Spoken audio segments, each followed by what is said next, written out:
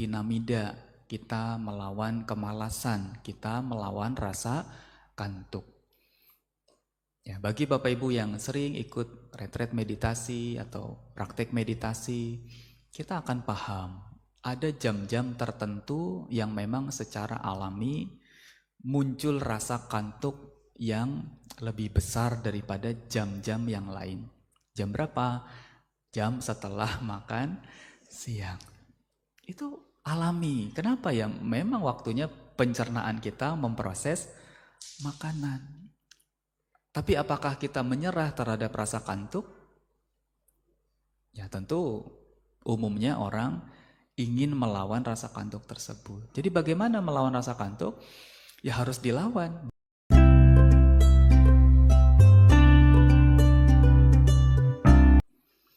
Namo tassa bhagavato arahato samma sambuddhassa. Namo tassa bhagavato arahato samma sambuddhassa.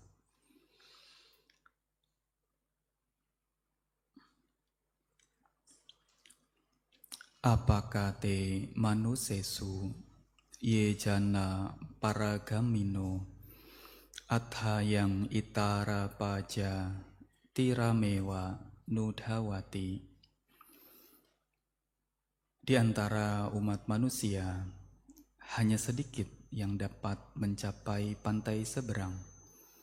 Sebagian besar lainnya hilir mudik di pantai sini. Romo, Ramani, Bapak Ibu, pemimpin puja, serta saudara-saudari semua yang hadir pada kesempatan pagi hari ini, terimalah salam di dalam Dhamma, terpujilah Sang Buddha, Namo Buddhaya.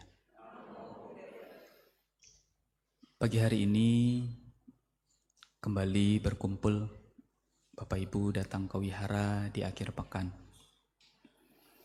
untuk melakukan serangkaian perbuatan bajik. Dalam hal ini kita sebagai siswa Sang Buddha berusaha memahami ajaran beliau. Meskipun merasa sudah banyak belajar ataupun merasa sudah cukup lama belajar, tetapi tentu kita jangan merasa cukup atau jangan merasa ingin berhenti belajar. Ya, sesungguhnya Dhamma ini adalah sangat luas. Ada ajaran-ajaran yang ditujukan bagi mereka yang belum mengenal Dhamma. Ada ajaran-ajaran yang ditujukan bagi mereka yang sudah mulai masuk di jalan Dhamma. Ada juga ajaran-ajaran yang ditujukan kepada mereka yang menekuni laku hidup atau praktek di dalam Dhamma. Ya, tentu setiap Dhamma yang beliau ajarkan bisa kita praktekkan, bisa kita lakukan, bisa kita realisasikan, dan juga direnungkan dalam kehidupan sehari-hari. Ya, sebagai awalan, ya tentu seperti satu syair yang Bante kutip di awal tadi. Ya, dari sekian banyak manusia, dari sekian banyak makhluk-makhluk yang ada di dunia ini, ya, Sang Buddha katakan yang bisa mencapai pantai seberang.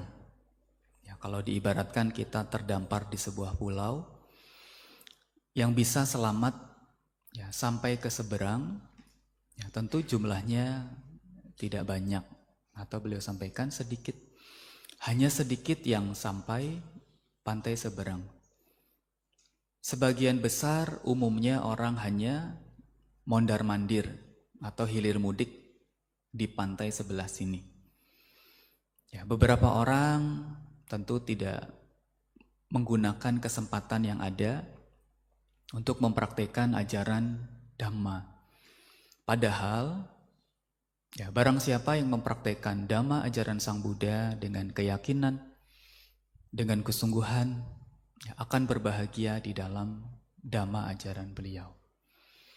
Nah, Bapak Ibu yang hadir pada kesempatan pagi hari ini, ya, Bante yakin atau saya yakin, Bapak Ibu datang ke wihara puja bakti tentu didasari oleh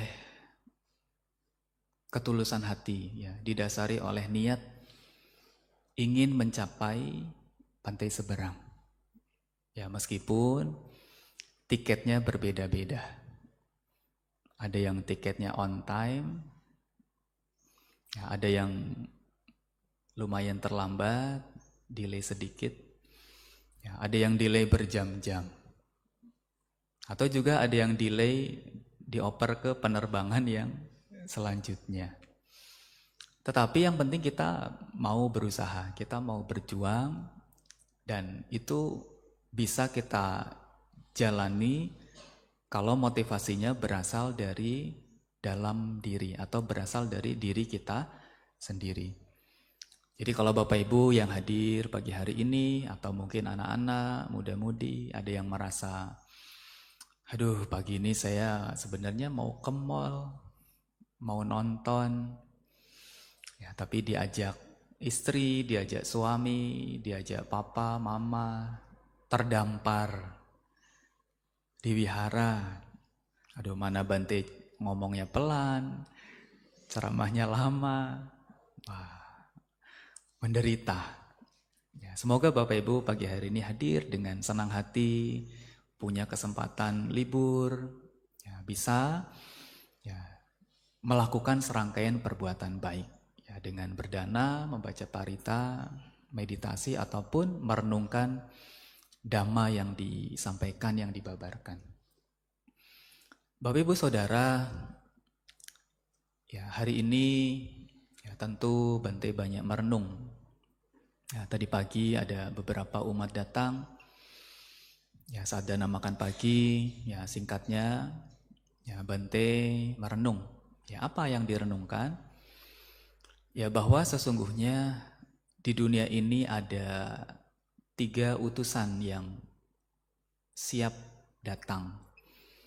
Tinggal menunggu aba-aba, ya, seperti kalau kita kasih kode gitu, ya, masuk. Nanti 3 utusan ini bisa datang, bisa masuk. Apa 3 utusan ini? Ya, tentu Bapak Ibu sudah sering mendengar. Ya, secara singkat, 3 utusan yang disampaikan oleh Sang Buddha, yang pertama adalah usia tua. Yang kedua adalah penyakit. Yang ketiga adalah kematian. Ya, kita sering mendengar, ya, 3 hal ini. Ya, tetapi sesungguhnya tidak hanya didengar. Ya, sewaktu-waktu, ya, saat waktu luang, ya, atau pagi hari, siang hari, malam hari, Bapak Ibu bisa merenung. Usia tua di sini tentu tidak hanya usia tua saat kita nanti sudah umur 70, 80, 90. Kadang diantara dari kita tidak punya kesempatan untuk sampai usia tua. Betul tidak? Ya, tidak ada jaminan kita bisa sampai usia tua. Jadi belum tentu utusan pertama ini, ya, datang dalam arti kondisi tubuh fisik jasmani yang sudah menua. Tapi kalau kita melihat utusan pertama ini dari sudut pandang yang lain, bahwa sesungguhnya kita setiap hari ini menua. Ya, setiap hari, 1 minggu, 1 bulan, kita semakin menua. Prosesnya perlahan tapi pasti. Maka bisa dikatakan utusan pertama ini, ya, setiap hari, setiap saat, ya, ada bersama kita atau ada di dekat kita. Hanya soal kita bisa melihat atau tidak. Semakin hari kita semakin menua. Utusan yang kedua adalah penyakit. Ya, di zaman sekarang kemajuan teknologi pengobatan, obat bagus-bagus, dokter banyak, rumah sakit banyak. Tetapi penyakit juga semakin banyak. Ya, penyakit-penyakit yang dulu tidak ada menjadi ada. Ya, penyakit-penyakit yang dulu mungkin baru menyerang mereka yang berusia tua, sekarang muda-muda sudah terserang. Ya, kemarin Bante ada ketemu dengan dokter, ada ngobrol-ngobrol singkat, ya membahas soal batu empedu. Ya, dokter itu bilang, Bante zaman dulu orang yang kena batu empedu itu 40 ke atas, umur 40 tahun ke atas. Cuma fenomena sekarang, ya anak muda-muda banyak yang kena. Ya termasuk Bante juga. Ya masih di bawah 40, ya sudah kena, tapi ya tidak ada yang tahu. Nah, yang ketiga, kematian. Ya ini satu perenungan. Ya Sang Buddha menyampaikan, janganlah kita merasa akan hidup selamanya di dunia ini. Ya, hiduplah seolah-olah besok kita akan meninggal dunia. Nasihat Sang Buddha ini bukan membuat kita menjadi takut, menjadi khawatir, menjadi tertekan, tapi mendorong kita agar punya semangat, punya keterdesakan untuk melakukan hal-hal yang patut dilakukan, untuk mengerjakan hal-hal yang harus segera dikerjakan, untuk menuntaskan apa yang seyogyanya bisa dituntaskan. Ya, sesungguhnya mendorong kita agar tidak lengah, tidak santai-santai, tidak membuang-buang waktu. Ya, kiranya Bante juga patut menyampaikan berduka cita. Ya, dalam hal ini Ibu Ami mendiang istri dari Ketua Pembina Yayasan Wihara Siripada Dr. Indra 2 hari lalu berpulang atau meninggal dunia. Ya tentu kita nanti bisa turut juga melimpahkan jasa kepada mendiang. Dan bagi Bapak Ibu yang kenal, yang sudah kenal dengan mendiang sebelumnya atau kenal dengan Romo Dr. Indra, kiranya bisa turut hadir acara malam kembang nanti malam jam 7 atau kremasi besok pagi. 3 utusan ini ada di sekitar kita, tinggal menunggu waktu, tinggal menunggu momen. Kapan dia datang kita harus siap. Inilah kita belajar Dhamma, dengar ceramah, diingatkan oleh para Bante, Samanera, Atasilani, para Romo. Meskipun kadang Dhamma yang diucapkan, Dhamma yang diajarkan seolah-olah pengulangan. Kalau Magga Puja, mungkin Bapak Ibu hafal, pasti nanti yang diulang Owada Pati Mokkha. Kalau Patidana, nanti yang diulang mungkin Tirokuda Sutta. Kalau Asada, mungkin nanti yang diulang Dhammacakka Pawatana Sutta. Kalau Katina, nanti yang diulang Nidikanda Sutta. Wah, hafal Bante. Ini nanti pasti poin awal ini, tengahnya ini, akhirnya ini. Tetapi tidak hanya dihafal, kita berusaha direnungkan di sela-sela kehidupan kita. Nah, Bapak Ibu Saudara, berbicara tentang Dhamma yang begitu luas, pagi hari ini Bante mengulang tentang daya upaya benar atau sama wayama. Sama wayama. Salah satu dari 8 jalan menuju pembebasan. Jalan mulia berunsur 8 sama wayama atau daya upaya benar. Ada 4 poin di dalam daya upaya benar. Apa saja? Yang pertama adalah berusaha untuk menghentikan atau menghilangkan keburukan-keburukan sehubungan dengan pikiran, ucapan ataupun perbuatan tubuh jasmani yang kiranya masih sering atau masih kadang kita lakukan. Di antara Bapak Ibu yang hadir pagi hari ini, apakah ada yang sudah benar-benar sama sekali tidak berbuat jahat? Atau kalau pertanyaannya diganti, apakah di antara Bapak Ibu ada yang pernah masuk penjara? Ya, Bante bolak-balik masuk penjara. Ceramah. Ya, tapi kalau ceramah di penjara harus hati-hati. Ya, nanti salah-salah ngomong, datangnya sehat, pulangnya bonyok. Ya, kita sebagai manusia masih, apalagi yang belum sempurna, masih memungkinkan untuk melakukan kesalahan. Nah, tetapi tidak berhenti sampai di situ, tidak pasrah, oh Bante, ya manusia ini kan tempatnya ketidaksempurnaan. Ya maaf ya Bante, saya sengaja berbuat jahat. Ya tentu tidak begitu. Kita tetap ada upaya, ada penahanan, ada keinginan, ada tekad untuk menghentikan, ya, mengurangi, meminimalisir, ya sampai nanti goalnya sama sekali terbebas dari melakukan perbuatan-perbuatan jahat. Sesungguhnya kalau kita bicara soal perbuatan jahat, perbuatan buruk, secara teori mungkin kedengarannya mudah. Tetapi kalau sudah tiba pada praktek, apalagi kita ini hidup bersosial, kita hidup dikelilingi bersama dengan orang lain, kadang di masyarakat melihat ada orang lain yang melakukan kesalahan, melihat orang lain yang melakukan kejahatan, tapi tidak kena hukuman.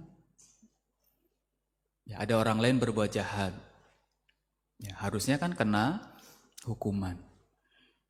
Tapi kita lihat orang lain berbuat jahat, aman-aman aja, tidak dihukum, tidak ada ganjaran.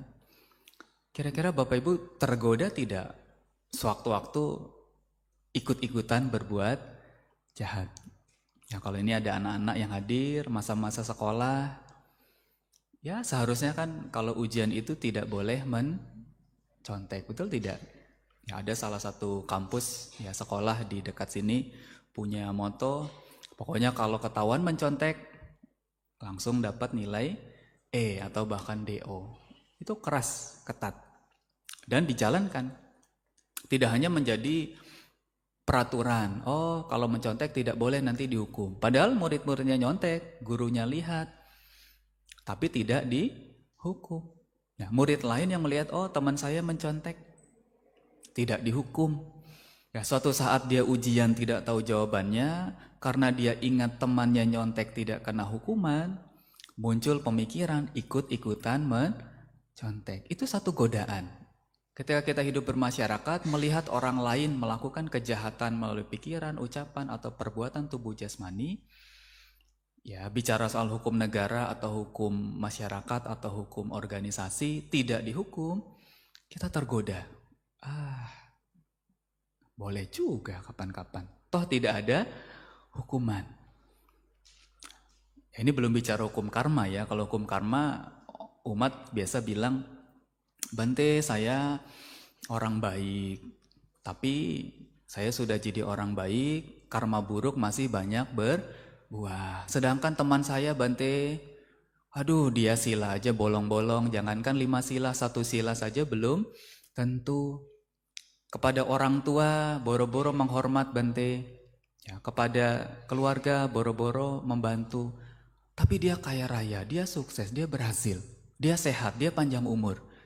Sementara saya, nah, ya itu kalau bicara soal hukum karma. Kadang melihat, oh orang baik kok tidak memperoleh hal-hal yang baik, orang jahat malah justru memperoleh banyak hal baik. Itu kalau melihat hanya dari satu momen kehidupan. Ya, kalau soal karma tentu jawabannya, ya kita memiliki tabungan karma baik, karma buruk, tidak hanya dari kehidupan ini, tapi juga dari kehidupan lampau.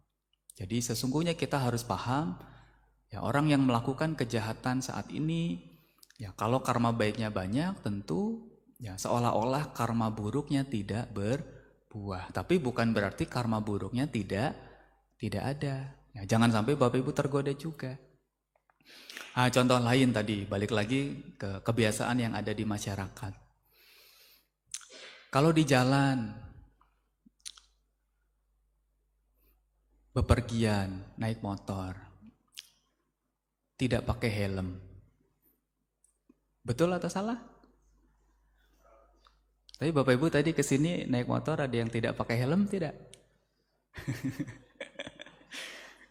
Ya tahu, tidak pakai helm itu salah. Tapi nggak ada polisi. Ya di Melati Mas mungkin nggak ada razia. Dekat Bante, nggak lewat jalan raya. Toh dari dalam rumah ke sini nggak ada polisi. Wah, meskipun ini melanggar hukum, aman aja Bante. Tidak pakai helm. Kita tahu itu kesalahan, itu kejahatan, tapi ya masih banyak yang melakukan. Ya, belum lagi ibu-ibu, ya Bante tidak mendiskreditkan, hanya ini anggapan di masyarakat. Mau belok kanan, sennya ke kiri. Sennya kanan, belok kiri, sen kanan. Udah gitu, ya misalnya ada ibu-ibu mau belok kanan, tapi dia di kiri. Tiba-tiba sudah deket, belok kanan, orang di belakangnya nabrak. Misalnya yang nabrak bapak-bapak atau anak muda. Salah. Tapi ketika dikonfrontasi tidak mau disalahkan. Kalaupun ada polisi, polisinya juga angkat tangan, udahlah repot urusan sama ibu-ibu. Ya kadang kita melihat banyak peraturan-peraturan yang kita tahu kalau kita lakukan itu sesungguhnya kita salah, tetapi diulang lagi. Ya salah satu godaannya tadi, karena kita merasa, kita berpikir kalau melakukan kesalahan itu tidak mendapat hukuman. Kan orang takutnya dengan hukuman. Bicara lain lagi, bicara soal zaman sekarang, media sosial. Membuat akun media sosial gampang atau susah? Gampang, tinggal buat email, terus mau pilih, mau bikin Facebook, Instagram, TikTok, tinggal bikin. Ada satu kebiasaan, membuat akun anonim, tanpa identitas. Mungkin pakai foto profilnya jerapah, atau artis, tidak menunjukkan identitas diri. Ya, karena merasa tidak ketahuan, tidak menunjukkan identitas diri, merasa aman di balik akun anonim. Kadang ada orang posting apa, ada berita apa, ada kasus apa, komentarnya pedas, lebih pedas dari cabai. Cabai paling pedas apa? Yang kecil gitu. Kenapa? Karena merasa orang lain tidak tahu dia yang mengungkapkan kata-kata yang kasar atau yang menyakitkan tersebut. Ini juga satu fenomena. Yang melakukan bisa jadi orang sudah berumur, orang dewasa, bisa juga anak muda. Ya, godaan yang kedua untuk berbuat jahat adalah karena merasa tidak diketahui orang lain. Ya, kalau yang tadi pertama, godaannya yang lain berbuat jahat, nggak dapat hukuman, ikut-ikutan. Yang kedua, kalau merasa tidak diketahui, merasa orang lain tidak tahu, jadi bisa berbuat jahat. Ya, ingat kata Bang Napi. Sekarang Bang Napi udah nggak ada. Ya, anak-anak sekarang nggak tahu Bang Napi. Ya, kejahatan terjadi bukan hanya karena ada niat pelakunya, tapi karena ada kesempatan. Ya, kesempatan di sini apa? Ya, kesempatan, nggak ada yang lihat. Ya, wihara ini dulu katanya pernah kehilangan motor. Ngambil motor di wihara. Aduh. Ya, kalau ngambil motor di showroom masih mending, bagus-bagus gitu, model terbaru. Ngambil motor di wihara, orang mau berbuat baik, mau dana makan, mau puja bakti, ya selesai puja bakti motornya hilang. Ya pencurinya pilih targetnya mencelakai diri sendiri. Belum lagi kadang kotak dana pun menjadi target sasaran. Kenapa? Merasa tidak ada yang Melihat. Ya, saat kita tidak merasa orang lain tidak lihat kita berbuat jahat, ada dorongan, ada kecenderungan ingin juga berbuat jahat. Nah, ini harus hati-hati. Ya, jadi daya upaya benar yang satu ini penting sekali. Ya, seperti dalam Owada Patimokkha, ya, sabba papasa aka ranang, ya. Tidak melakukan segala jenis perbuatan jahat. Nah, dalam daya upaya benar, ya, mengurangi, menghindari, kalau bisa menghentikan perbuatan-perbuatan jahat yang masih kita lakukan. Ya, semenggoda apapun. Ya, ada orang lihat, tidak orang yang lihat. Ya, kalau bisa tidak berbuat jahat. Karmanya berbuah cepat, karmanya berbuah lambat. Ya, jangan sampai itu menggoda kita untuk berbuat jahat. Nah, yang kedua, ya, setelah kita menghentikan, ya, berusaha memotong tindakan-tindakan jahat, langkah selanjutnya yang perlu kita lakukan adalah mencegah agar kita tidak melakukan kejahatan-kejahatan yang belum kita lakukan. Ya, tadi Bante tanya, Bapak Ibu sudah pernah dipenjara belum? Banyak yang jawab, belum. Ya, jangan sampai punya keinginan, iseng lah, hidup sudah terlalu nyaman. Ya, sekolah setahun kali ya, gitu. Atau korupsi 300 berapa? triliun. Nanti juga penjaranya 6 tahun. Lumayan tuh, 300 triliun dibagi 6 tahun. 1 tahunnya berarti sekian. 1 bulannya berarti sekian. 1 minggunya berarti sekian. 1 harinya berarti sekian. 1 jamnya berarti dapat sekian. Wah, menguntungkan. Terus punya cita-cita mau korupsi dalam jumlah besar. Ya, jangan sampai hal buruk yang belum kita lakukan, kita tergoda untuk melakukan kejahatan itu. Nah, dalam hal ini ada uraian yang lain yang kiranya Bante juga bisa tambahkan. Ya, di dalam Majjhima Nikaya 20, ya, Vitaka Satthana Sutta, di sini ada 5 upaya yang Sang Buddha sampaikan kepada para biku dan juga para siswa tentang cara-cara untuk melenyapkan pikiran-pikiran jahat. Nah, untuk melenyapkan pikiran-pikiran buruk. Nah, secara singkat, yang pertama adalah kalau muncul pikiran-pikiran buruk, ya ini kan konteksnya mencegah. Ya, mencegah itu kan biasanya datang dari pikiran. Ya, kadang ada sih kejahatan yang spontan gitu, tapi sesungguhnya umumnya akan didasari oleh niat atau oleh pikiran. Nah, kalau Bapak Ibu belajar meditasi, sering ikut meditasi, kita bisa lihat, sebelum kita berucap, sebelum kita bertindak, kalau kita teliti, kita telaah, kita lihat secara mendalam, pasti ada didahului oleh niat, oleh pikiran, oleh sebab.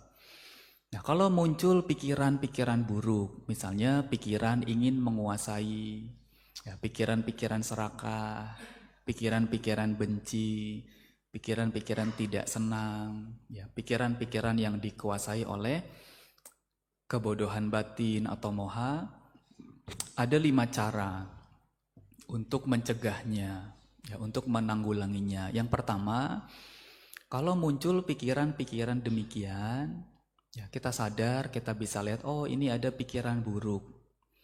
Cara pertama adalah dengan mengganti, ya, atau dengan mengubah, ya, dengan mengalihkan ke pikiran yang baik. Ya, kalau pikiran ini diikuti, ya, misalnya, ya tadi, ya, ada niat untuk berbuat jahat, ya, sudah mulai merencanakan, sudah mulai berpikir caranya bagaimana, waktunya kapan, targetnya siapa. Ya, kalau kita sadar kita sedang berpikir buruk, ya, buru-buru kita alihkan kepada pikiran yang baik. Ya, kita ganti pikiran-pikiran yang buruk dengan pikiran-pikiran yang baik. Seperti halnya tukang kayu yang terampil, ya, dalam mengolah atau mengasah kayu. Begitu tahu, ini kayunya jelek, Kalau diolah, diasah, ya ini contoh lain ya. Kalau kayunya jelek, kita tahu nanti kalau diolah, diasah, dipertahankan, diteruskan, hasilnya juga tetap jelek. Ya, kira-kira kita ganti tidak bahan kayunya? Ya, tentu kita ganti. Atau lagi kita bicara Buddha Rupang dipahat dari batu. Kita dapat bahan baku batu, ya mungkin batu kali atau batu dari letusan gunung. Oh, setelah kita olah sedikit, oh batunya kurang bagus. Kalaupun diteruskan nanti ya hasilnya mengecewakan. Ya, selama masih ada batu yang lebih baik, kita ganti, kita alihkan dengan batu yang lebih baik. Meskipun mungkin keluar modal lebih besar. Tapi demi manfaat, demi hasil yang lebih baik, kita berkorban. Ya sama kalau muncul pikiran yang buruk, ya kita alihkan, kita ganti dengan pikiran yang baik. Cara yang kedua adalah dengan memeriksa bahaya dari pikiran-pikiran yang buruk tersebut. Jadi kalau muncul pikiran-pikiran buruk, ya keserakahan, kebencian, kebodohan batin, kita sudah belajar banyak dhamma secara teori, kita tahu oh kalau kita melakukan ini nanti wipakanya ini. Kalau kita melakukan karma buruk ini, hasilnya ini. Kalau kita melakukan tindakan jahat ini, buahnya ini. Secara teori kita tahu. Nah, saat muncul pikiran-pikiran buruk tadi, ya kita pertimbangkan, kita pikirkan, kita periksa bahaya-bahaya yang nanti akan mendatangi kita, yang akan kita terima kalau meneruskan pikiran tadi sampai ke ucapan ataupun perbuatan. Ya seperti misalnya ya bicara hukuman tadi, oh kalau kita melanggar hukum nanti ada dendanya sekian, ada kurungan penjaranya sekian. Kita tahu konsekuensi dari perbuatan jahat yang kita lakukan. Nah ini bisa untuk mencegah. Kalau itu masih belum mempan, ya kalau masih belum mempan, kita berusaha untuk melupakan dan tidak memperhatikan. Ya, kalau kita meditasi, inginnya mengamati objek napas, atau kita mengamati, memancarkan metta atau cinta kasih. Tapi yang muncul hal yang lain. Mungkin yang muncul pikiran-pikiran yang lalu, atau yang muncul pikiran-pikiran di masa depan, atau yang muncul rasa sakit di kaki, atau yang muncul rasa sakit di pinggang, atau yang muncul suara nyanyian di sebelah. Padahal kita mau perhatikannya apa, yang muncul apa. Ya kita berusaha alihkan lagi. Ya jangan sampai ya nanti ya lupa dengan tujuan awal. Jadi kita alihkan dari gangguan-gangguan kepada pikiran-pikiran yang baik. Ya, kalau diumpamakan, ya seperti halnya kalau kita punya mata yang sehat, mata yang bisa berfungsi dengan normal, ya, di depan sana ada apa, kita tidak mau melihat hal-hal itu, caranya bagaimana? Ada dua cara. Cara pertama, tentu menutup mata. Cara kedua, mengalihkan pandangan ke arah yang lain. Jadi kalau ada pikiran-pikiran jahat, ya kita tergoda untuk berbuat jahat, ya jangan dilihat atau kita alihkan kepada hal yang lain. Kalau itu masih belum bisa, masih belum mempan, cara ketiga, cara yang selanjutnya adalah dengan menenangkan bentukan-bentukan pikiran itu. Menenangkan ini artinya apa?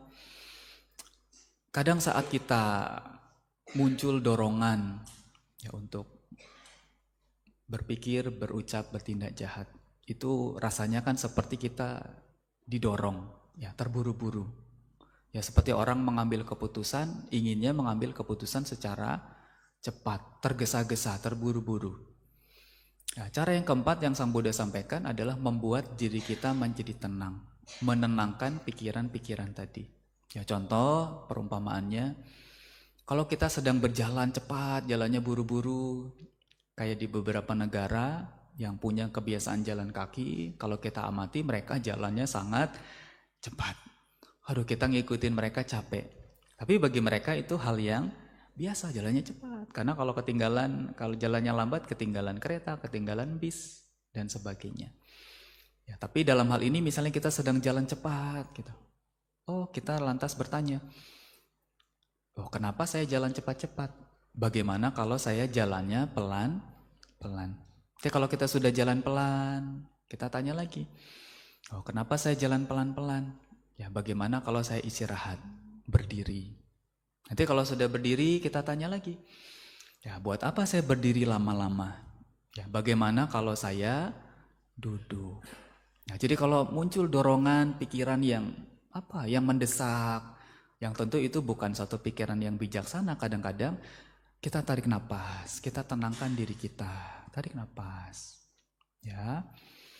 Dengan menarik napas beberapa kali secara dalam, ya tentu ini bisa membantu untuk menenangkan pikiran kita atau menenangkan batin kita. Termasuk juga saat orang emosi di jalan, ya banyak kasus berita-berita viral gara-gara tidak terima disenggol, tidak terima disalib, gara-gara macet, gara-gara klakson dan lain sebagainya. Marah, jengkel, kebetulan di mobil ada pistol, entah itu pistol asli, rakitan atau palsu, wah dia todongkan. Ya, itu hal-hal begitu kan kadang terjadinya cepat. Tersinggung, marah, jengkel itu cepat. Tapi kalau kita marah, muncul rasa marah, terus kita berusaha menenangkan batin kita, pikiran kita, perasaan kita, ya bertanya kembali, buat apa saya marah? Kenapa saya marah? Ya, kalau saya teruskan nanti bisa membuat diri ini yang tadinya menderita menjadi menderita. Yang tadinya tidak ada masalah jadi tertimpa masalah. Kita menenangkan diri. Ya, saat muncul dorongan untuk melakukan kejahatan. Ya, kalau cara ini masih belum bisa juga, yang kelima, yang terakhir, mau tidak mau kita harus melawan pikiran buruk tersebut.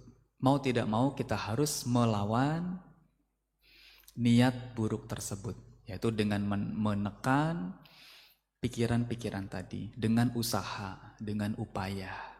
Ya, seperti halnya kita melawan tinamida, kita melawan kemalasan, kita melawan rasa kantuk.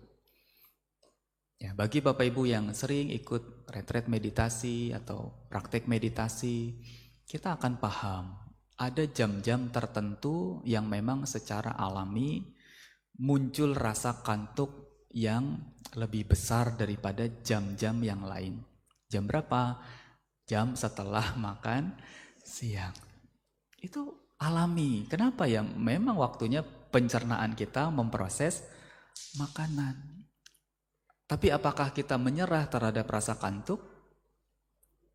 Ya tentu umumnya orang ingin melawan rasa kantuk tersebut. Jadi bagaimana melawan rasa kantuk?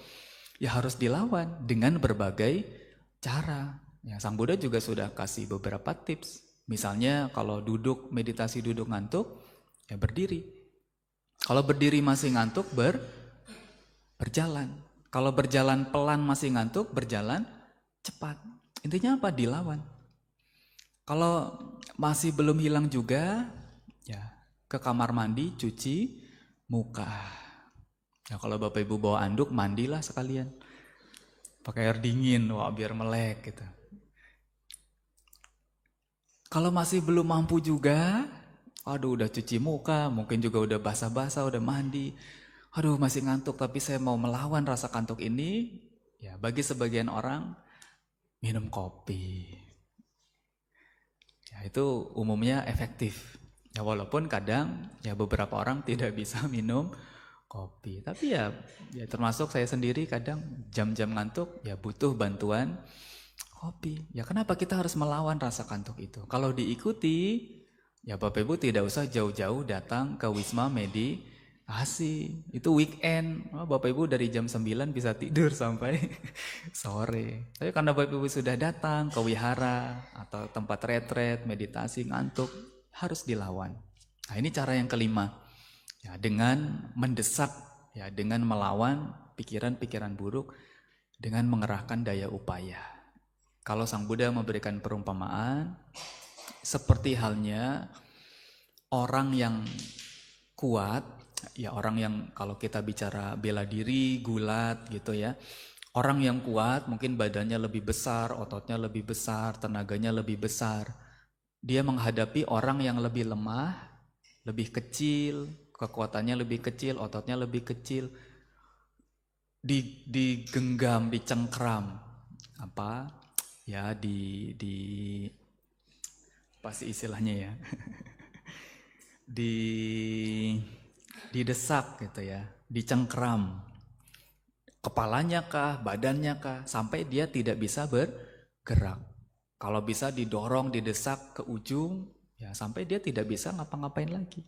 Ya demikian pula kalau kita menghadapi pikiran-pikiran buruk, kita lawan, kita desak kembali dengan mengerahkan daya upaya. Sampai pikiran-pikiran buruk itu tidak mampu menguasai kita. Kita mampu menaklukkan pikiran-pikiran buruk tersebut.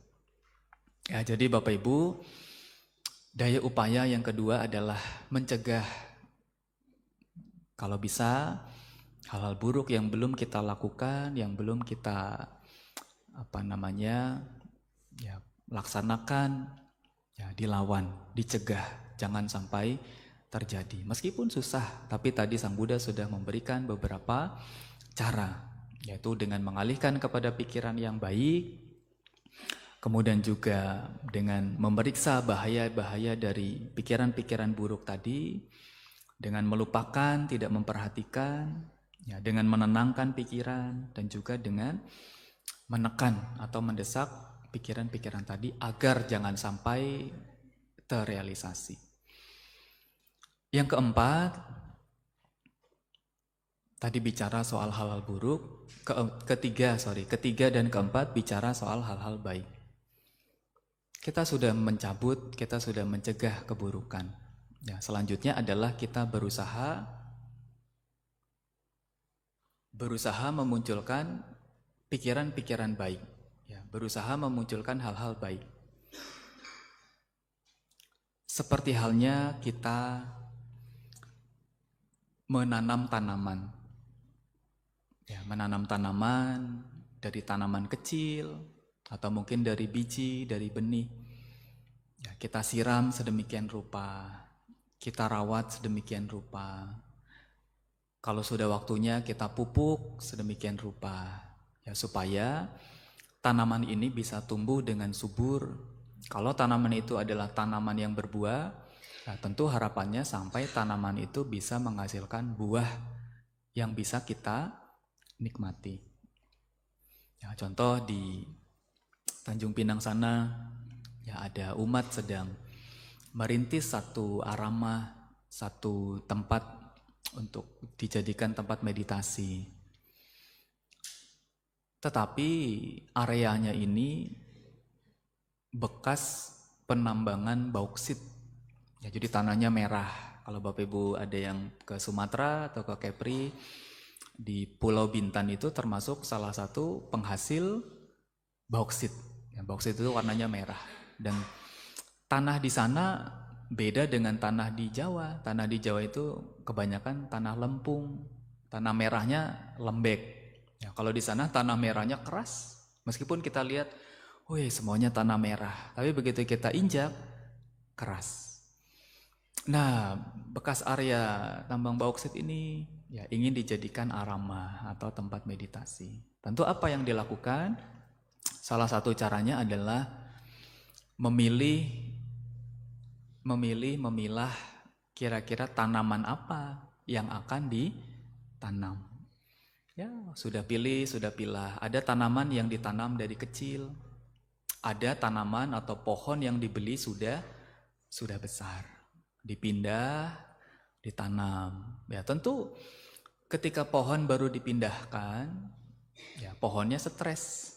Ya, sama seperti manusia, Bapak Ibu, pohon ini juga bisa stres, tanaman bisa stres. Ya, tadinya kan di tempat pembibitan sudah besar, begitu dibeli, dipindahkan ke tempat yang baru. Tanahnya beda, cuacanya beda, lingkungannya berbeda, airnya juga berbeda. Butuh waktu pohon atau tanaman ini untuk bisa menyesuaikan diri untuk bisa tumbuh.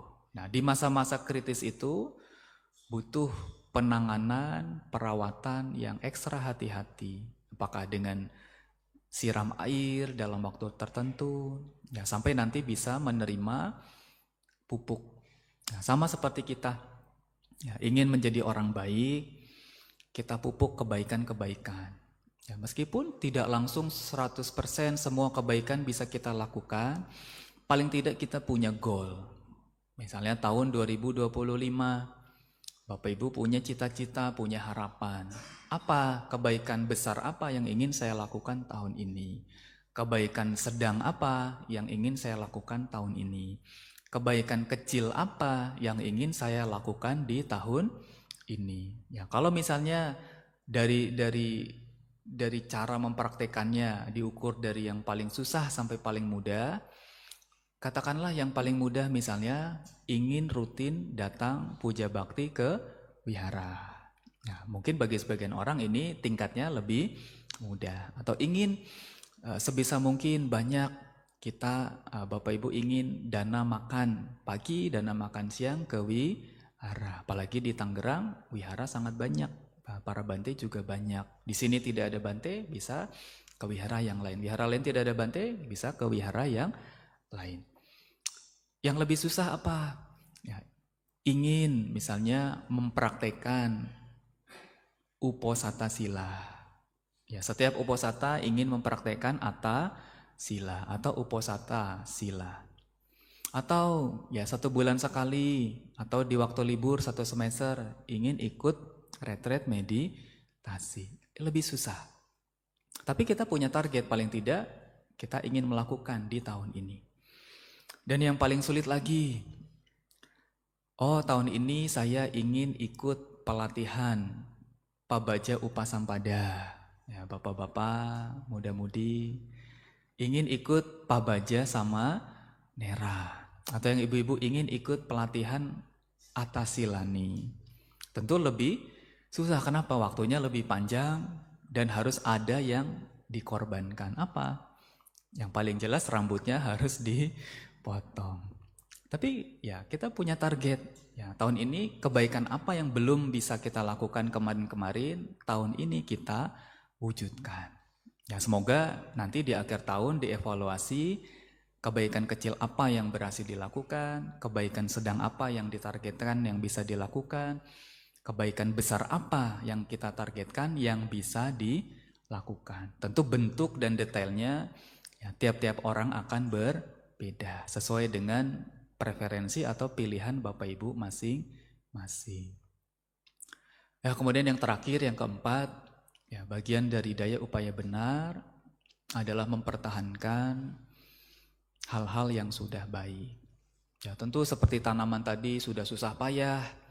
Ya, lahan yang tadinya tandus, ditanami banyak tanaman, dirawat sedemikian rupa, sampai tanamannya, pohonnya bisa tumbuh, bisa hidup, bisa rindang. Kalau sudah begitu, kira-kira kalau kita tidak rawat, kita sia-siakan, kira-kira sayang tidak? Sayang. Atau ibaratnya Bapak Ibu membangun rumah, ya dari sepetak tanah, kemudian merencanakan, ya, bangunannya bagaimana, ya ruangannya apa saja, kemudian nabung dikit-dikit, ya beli bahan, ngumpulkan, kemudian dibangun dikit-dikit, bertahun-tahun, akhirnya rumah itu selesai, rumah itu jadi, rumah itu ditempati, rumahnya sudah bagus, sudah nyaman, atau bagi sebagian besar rumahnya sudah mewah, tapi tidak dirawat, tidak dijaga, tidak dipertahankan, tidak disapu, tidak dipel, kalau habis makan piringnya tidak dicuci, ya tidur berhari-hari spraynya tidak pernah dicuci, kalau mau Imlek tidak beres-beres, ya banyak sahabat-sahabat yang di langit-langit, tahu ya sahabat di langit-langit apa? Laba-laba, ada sahabat-sahabat yang di bawah, kecoa misalnya. Apa-apa Bante, saya cinta satwa dan flora dan fauna. Saya anggap mereka sahabat saya Bante. Tapi ya tentu tidak begitu. Ya, hal-hal yang sudah kita upayakan, kita munculkan, kita peroleh, kita raih, begitu kita sudah mendapatkan, kalau tidak dijaga, dipertahankan, dirawat, tentu itu sayang sekali. Ya, ada istilahnya di masyarakat umum, menjaga adalah lebih susah daripada membangun atau membuat. Sama halnya dengan wihara juga. Ya, kalau ambil contoh wihara Siripada, ya kalau mau bangun, mau renovasi, mau bikin ini, bikin itu, ya tentu umat sangat-sangat antusias. Ya, dana apalagi di Tangerang, di Banten, di Indonesia. Ya, orang Indonesia termasuk orang yang murah hati, suka memberi. Dan ini sudah terbukti. Wihara-wihara, cetia-cetia di Tangerang, di Banten, di Indonesia ya, bermunculan, tidak henti-henti. Membangun lebih mudah, ya, atau membangun ini mudah. Ya, kenapa? Ya, sekali bangun nanti bisa selesai. Tapi yang lebih sulit apa? Menjaga, mempertahankan. Kalau dalam konteks wihara, ya Bante dapat ilmu dari salah satu Bante senior, sudah lama, sudah mungkin 8 tahun yang lalu beliau bilang, membangun wihara itu mudah, tapi memfungsikan wihara itu yang susah. Apa memfungsikan wihara? Wihara tentu fungsinya banyak. Fungsi wihara bagi anak-anak sama fungsi wihara bagi manula tentu ada perbedaan. Fungsi wihara bagi orang yang tanpa masalah dengan fungsi wihara bagi orang yang sedang dirundung masalah tentu berbeda. Ya. Bagi anak-anak mungkin fungsi wihara untuk belajar, untuk bermain, untuk ikut sekolah minggu. Bagi yang remaja mungkin wihara bisa jadi untuk cari jodoh. Walaupun gak dapet-dapet. Malah tergoda, wah kayaknya ke sana tuh sambil nyanyi-nyanyi, malah pilihannya banyak lagi. Kadang tergoda, kenapa wah ke wihara gak dapet-dapet Bante. Ya salah, carinya ke wihara yang rame. Dan jangan hanya mencari, tapi memantaskan diri sendiri. Ya bagi yang dewasa seperti Bapak Ibu yang hadir, ya mungkin fungsi wihara sebagai tempat untuk belajar. Kenapa? Ya sudah hidup 50 tahun, 60 tahun, mengejar duniawi sudah sampai bosan-bosan, sudah mau pensiun, mungkin waktunya untuk ke arah spiritual. Atau bagi orang yang mungkin pekerjaannya berat, masa-masa produktif, lagi semangat kerja, targetnya tinggi, ngoyo, apa?